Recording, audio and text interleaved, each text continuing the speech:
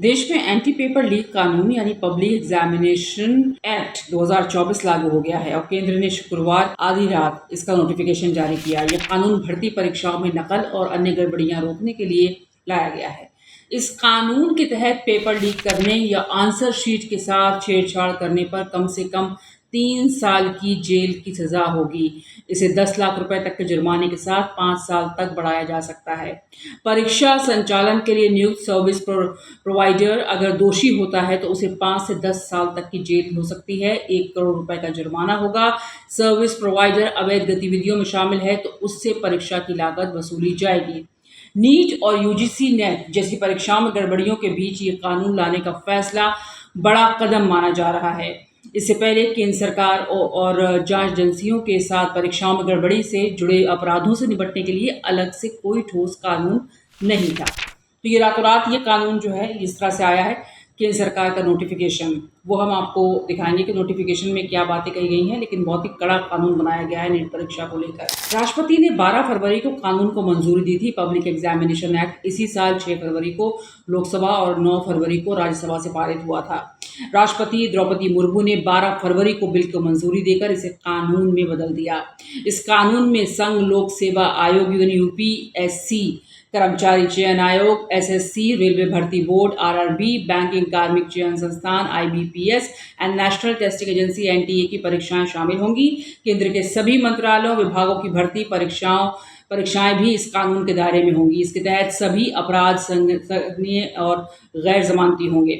सरकार ने आनन फानन में अधिसूचना जारी क्यों की? दरअसल मेडिकल कॉलेजों में दाखिले के लिए होने वाली नीट परीक्षा गड़बड़ी को लेकर विवादों में है। केंद्र की नेशनल टेस्टिंग एजेंसी यानी एनटीए ने इस साल 5 मई को ये एग्जाम लिया था। इसमें लगभग 24 लाख स्टूडेंट्स शामिल हुए थे। रिजल्ट 4 जून को आया था। इसमें 67 बच्चे ऐसे हैं जिन्होंने 100% स्कोर किया, यानी 720 नंबर की परीक्षा में उन्होंने पूरे 720 नंबर हासिल किए। ऐसा पहली बार हुआ है कि इतनी बड़ी संख्या में छात्रों ने पूरे 100% नंबर हासिल किए हों।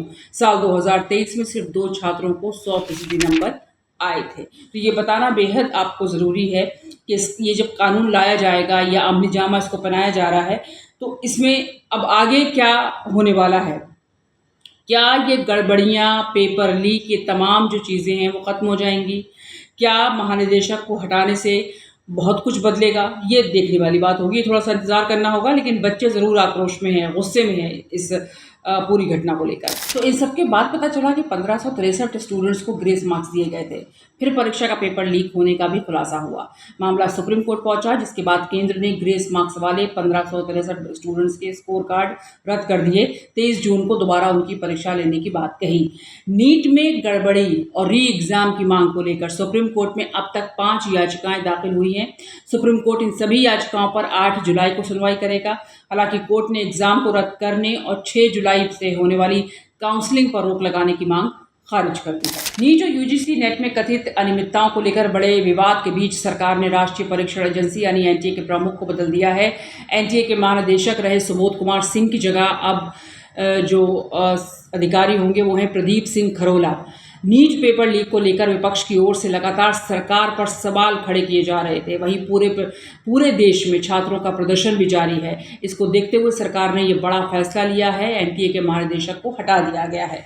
प्रदीप सिंह खरोला भारत व्यापार संवर्धन संगठन के अध्यक्ष और एमडी हैं। उन्हें नियमित पदाधिकारी की नियुक्ति तक या अगले आदेश तक एनटीए के महानिदेशक के रूप में अतिरिक्त प्रभार दिया गया है। पहला ये कि कानून अब लागू होगा, दूसरा ये कि महानिदेशक को हटा दिया गया है एनटीए के।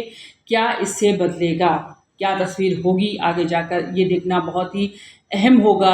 क्या नीट परीक्षा बच्चे दे पाएंगे बगैर किसी गड़बड़ के, बगैर किसी इस तरीके की घटना के कि पेपर लीक हो जाता है या बिक रहे हैं पेपर, जिस तरह के नए खुलासे हो रहे हैं पूरे देश में, उससे तो यही लगता है कि शायद सरकार की मुश्किलें इससे काफ़ी ज़्यादा बढ़ गई हैं।